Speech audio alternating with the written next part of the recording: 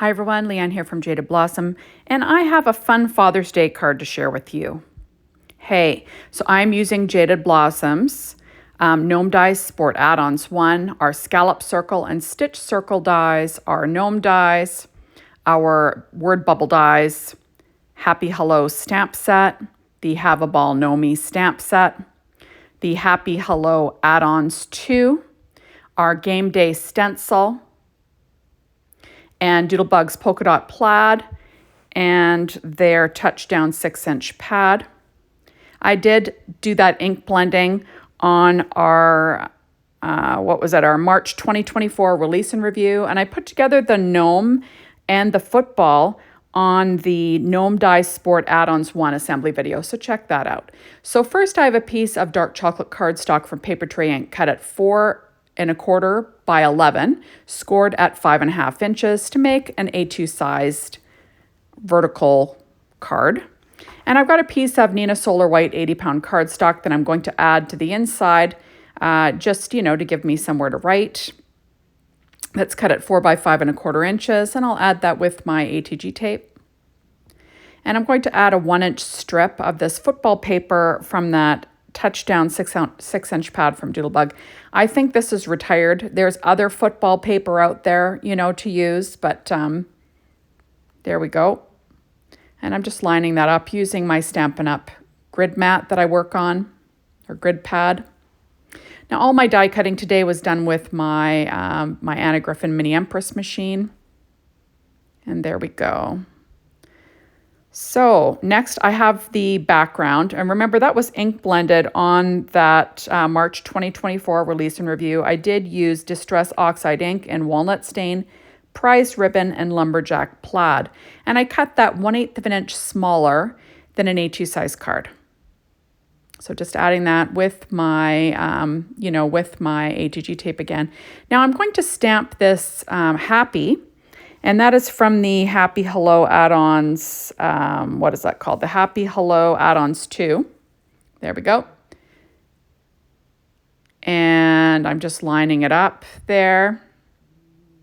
And I'm going to use my Lumberjack Plaid and stamp that happy. I like to use my Misty because you can stamp multiple times to get a nice clean image, especially if your stamps aren't seasoned, right? Next, I'm going to use the word Father's Day, and that is from the Happy Hello Add-ons. And I'm just lining them up using, I think these are called Misty Corners, something like that. And I'm just lining them up, and then I will stamp that in blueprint or in prize ribbon. There we go. There. And that one's stamped quite a bit better because I've used it a million times. Next, I'm using my, my sentiment set ball Gnomey, and I'm going to do some stamp surgery. Now, you just have to be careful when you do this, cut in between the stamps. Be very careful. Use really sharp scissors. And I'm cutting out the part of the sentiment that says you're the best. And then I'm going to separate the best, the word best from this as well. So I can, arrange it on one of these word bubble dies. So it will say you are the best. There we go. And that I'm stamping onto Paper Tray Ink white cardstock. And I'm just getting it settled. And I'm going to use Lumberjack Plaid again to stamp you are the best. That's the nice thing about oxide inks, because they're a blend of pigment and dye. So the pigment sits on top of the cardstock and you get a nice clear stamp sentiment. So you can use it for stamping words. Next, I'm going to stamp the sentiment Touchdown. And that is from the Root for the Gnome Team stamp set. And I'm just stamping that in the Prize Ribbon Distress Oxide ink. There we go. I love these word bubble dies from Jaded Blossom. Lots of fun. There we go. Now I cut out that circle die. So my first circle, that is a 3-inch circle cut out of that Touchdown 6-inch paper pad. Then I used a 3 1/4 inch plain circle, and it's just a nondescript circle die, not one of Jaded Blossoms. And then next I'm going to use the 3 1/2 inch scalloped circle die to add that to my stack. Now I've got that same, let me see, that same plaid polka dot paper, and that's cut at 1 1/4 inches. And then I cut the dark chocolate cardstock 1/8 of an inch larger than that. And I'm just going to add that to the left-hand side of my card front there. And I will cut off the overhang with a pair of scissors. So I'm just lining it up using that grid mat. And I will cut off the overhang, like I said, with a pair of scissors. There we go. And then this little image here, that is just to give myself, you know, a little, like a little spot for my gnome, right?